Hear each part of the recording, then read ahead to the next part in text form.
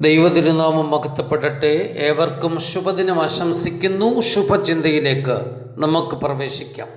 പാശ്ചാത്യ നാട്ടിൽ നടന്ന ഒരു സംഭവമാണ് ഇന്നത്തെ ചിന്തയ്ക്ക് വിധേയമാക്കുന്നത്. വൃദ്ധ ദമ്പതികൾ പാർത്തിരുന്ന ഒരു ഭവനം.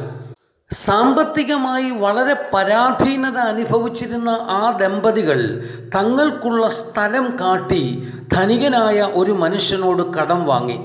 കടത്തിൻ്റെ ആധിക്യത്താൽ അവർ പാർത്തിരുന്ന വീടും ഈടു നൽകി കടം വാങ്ങി. സമ്പത്ത് തിരികെ കൊടുക്കുവാൻ നിവൃത്തിയില്ലാതെ വന്നു. സാമ്പത്തികം കടം നൽകിയവർ കേസ് കൊടുത്തു. നല്ല ഒരു വക്കീലിനെ ചുമതലപ്പെടുത്തി. കേസിൻ്റെ ചുമതലയുള്ള വക്കീൽ ഈ വൃദ്ധ ദമ്പതികളെ നേരിട്ട് കണ്ട് കാര്യത്തിൻ്റെ പ്രസക്തി അറിയിക്കുവാൻ ആഗ്രഹിച്ചു. വക്കീൽ ആ വൃദ്ധ ദമ്പതികൾ പാർത്തിരുന്ന വീട്ടിലെത്തി. വാതിൽ മുട്ടി. പക്ഷെ യാതൊരു പ്രതികരണവും ലഭിച്ചില്ല. പകുതി അടഞ്ഞു കിടന്ന വാതിൽ അയാൾ സാവകാശം തുറന്നു അകത്തേക്ക് നോക്കി. ഒരു വൃദ്ധ കിടക്കയിൽ ഇരിക്കുന്നു. പഞ്ഞികൊണ്ട് നെയ്ത കിരീടം പോലെയാണ് അവരുടെ മുടി. അവരുടെ ഭർത്താവും അവർ കിടക്കുന്ന കട്ടിലിനരികിലുള്ള കിടക്കയിൽ ഇരിക്കുന്നുണ്ട്.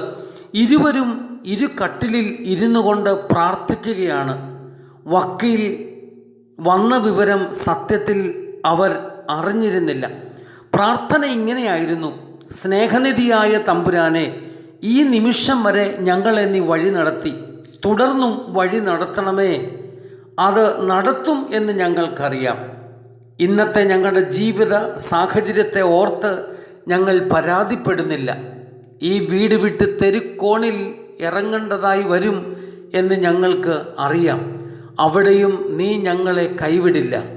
ഞങ്ങളെ ഈ ഭവനത്തിൽ നിന്നും ഇറക്കുവാൻ ആഗ്രഹിക്കുന്ന ധനികനായ ആ മനുഷ്യനെയും അദ്ദേഹത്തോടൊപ്പം ഞങ്ങളെ ഉപദ്രവിച്ചു കൊണ്ടിരിക്കുന്ന അഭിഭാഷകനെയും വലതുകരം നീട്ടി അനുഗ്രഹിക്കുകയും ദീർഘായുസ് നൽകി ക്ഷേമത്തോടെ പരിപാലിക്കുകയും ചെയ്യണമേ.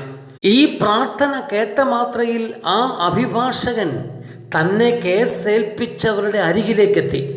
എനിക്ക് ഇനിയും ഈ കേസ് വാദിക്കുവാൻ കഴിയുകയില്ല. ആ വൃദ്ധ ദമ്പതികളെ കാര്യത്തിൻ്റെ നിജസ്ഥിതി മനസ്സിലാക്കുവാൻ അവരുടെ ഭവനം ഞാൻ സന്ദർശിച്ചു. അവരുടെ പ്രാർത്ഥന ഞാൻ കേട്ടുകൊണ്ടേയിരുന്നു. ആ കേസ് വാദിക്കുവാൻ ആ പ്രാർത്ഥന കേട്ടതിന് ശേഷമുള്ള ശക്തി എന്നിൽ നിന്ന് ഇല്ലാതെയായി.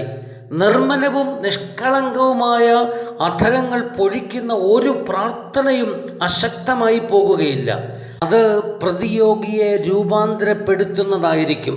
സ്നേഹമുള്ള ഹൃദയത്തിൽ നിന്നും ഉയരുന്ന പ്രാർത്ഥനയ്ക്ക് മാത്രമേ ദൈവകൃപയുടെ വാതിൽ തുറക്കുവാൻ കഴിയൂ. നമ്മിൽ നിന്ന് അടർന്ന് ഉയരുന്ന പ്രാർത്ഥനയും സ്നേഹമയമായി തീരട്ടെ. ഹൃദയപൂർവ്വം പ്രാർത്ഥിക്കുന്നു. ഏവർക്കും ശുഭദിനം. നന്ദി.